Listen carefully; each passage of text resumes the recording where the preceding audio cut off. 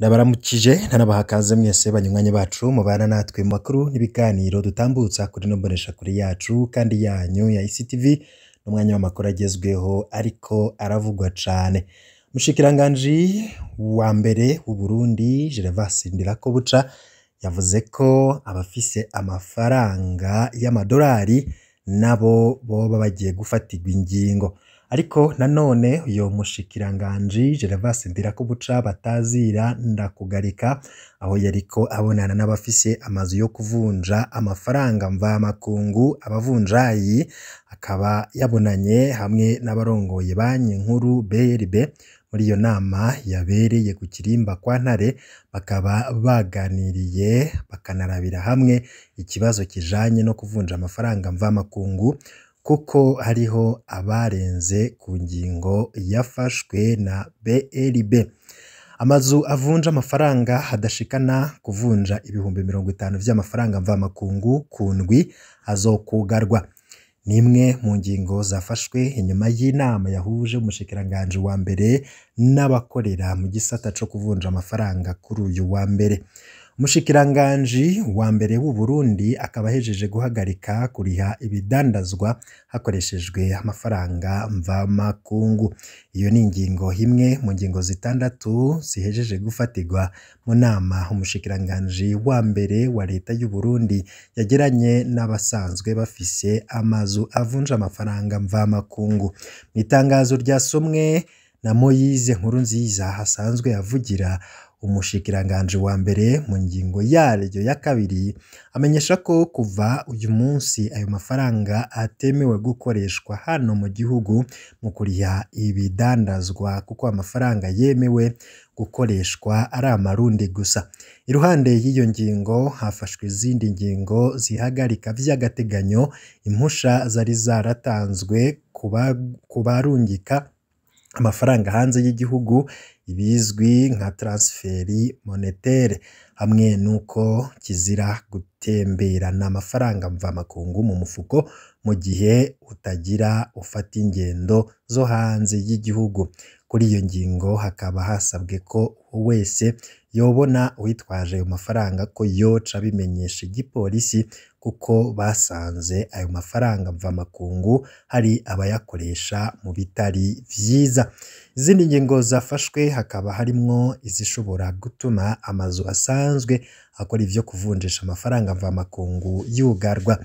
Aho ni mu gihe ngo inzu bene izo bizogaragara ko zidakwije amafaranga ibihumbi 50 vy'idolari mu kiringo c'indwi, hamwe no mu gihe bene ayo mazu batoba bashikanye impapuro z'amasezerano yo gukorera hamwe ku basangiye iyo nzu ari benshi mu banki nkuru y'igihugu kuri uyu wa mbere ku mugoroba.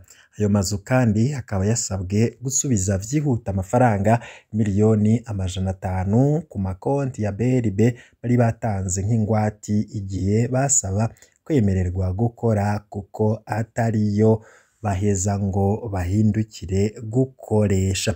Ivyo rero bikaba biriko biravugwa mu gihe abanyagihugu batari bake bafise imyidogo kubera izo ngingo zagiye zirafatwa.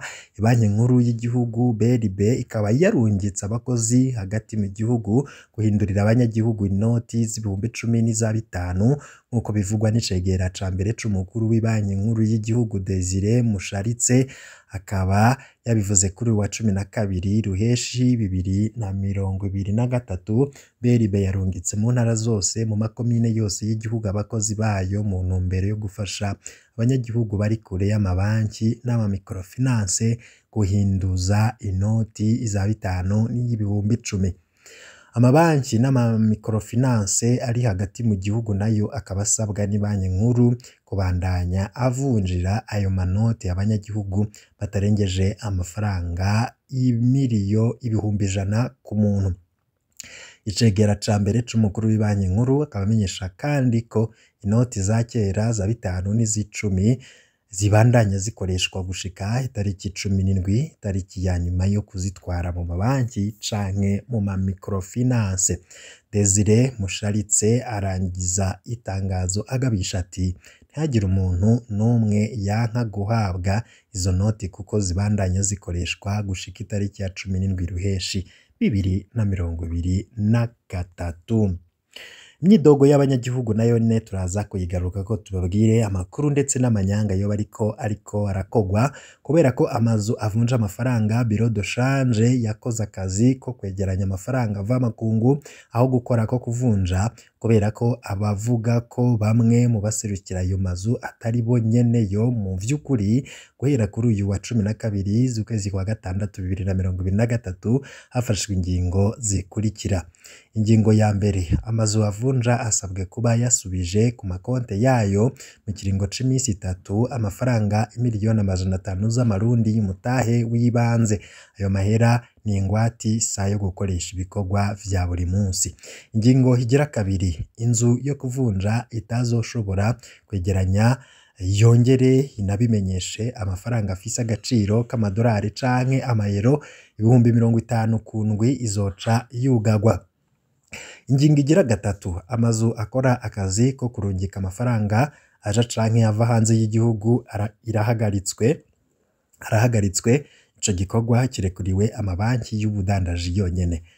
Ingingo ya kane, amazu yo kuvunja yuguruwe ku izina ry'abantu barenga umwe asabwa gushikana muri BRB impapuro zivyemeza hatarenze kuri uyu wa 12 z'ukwezi kwa gatandatu.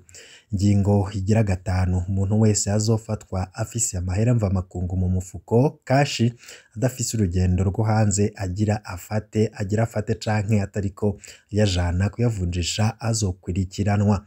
Urudandazwa rwose rukorerwa ku butaka bw'u Burundi uretse ibijanye no gutanga ubufasha service nk'amahoteli rutegerezwa gukogwa mu mafaranga y'amarundi.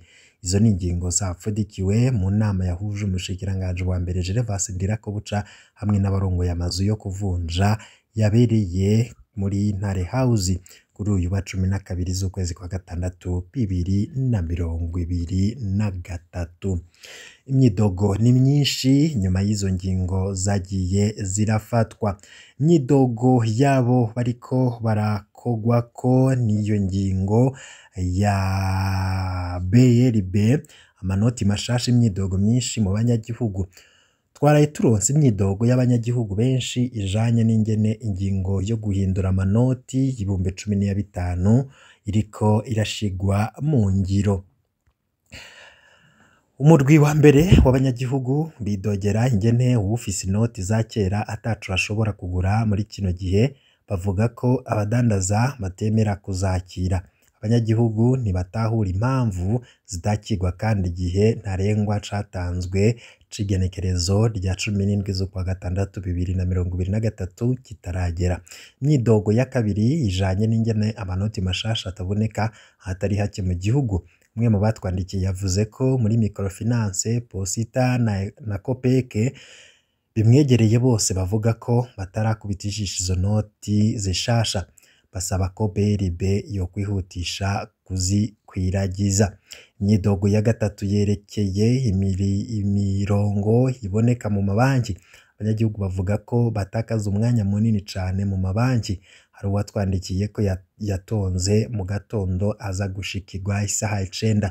Imyidogo ya nyuma ijanye n'itegeko ribuza kubikuza amafaranga arenga 300,000 ku munsi. Hari abanyagihugu bavuga ko iyo ngingo ibatesha umwanya rwose kandi ibononera ivyo bariko barakora cane nk'iyo umuntu akeneye vyihuta amafaranga asumba ngaho.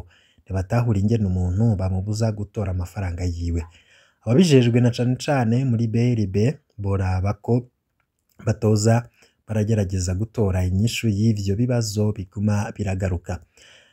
Umunyagihugu wo mu ntara ya Cibitoke yanditse ati: ndabahaye mwaramutse na mwiriwe bivanye naho muherereye.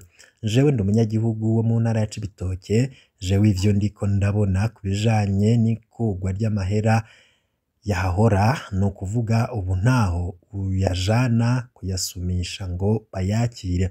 Naje nkibaza none ko ikiringo co kuyahagarika kitaragera, wumva umunyagihugu muto aca bawuhwande agiye gusuma bakayamutera raba utuvugire kuko ijwi ryawe rigera kure kandi n'ababuramatari bagira ico bafasha mu guhimiriza abadandaza kuko n'ayo mahera mashasha ntaboneka. N'ubu ndakwandikiye ntahujana arya mahera bayakire, muzoba mukoze kandi ntimushire ahabona amazina yanje. Umunyagihugu wo mu Kamenge yanditse ati mwaramutse neza muvukanyi, jeho hariho ibintu mbona bikantangaza. Ubu baratubwira tuvunjisha amahera ariko aho ugiye bakubwira ko aya mahera batarigera bayakubita ijisho. Hamwe mu badandaza banse gusubira kudandaza mu gihe uje kugura ikintu utazanye amahera mashasha nayo ataho umuntu ayakura.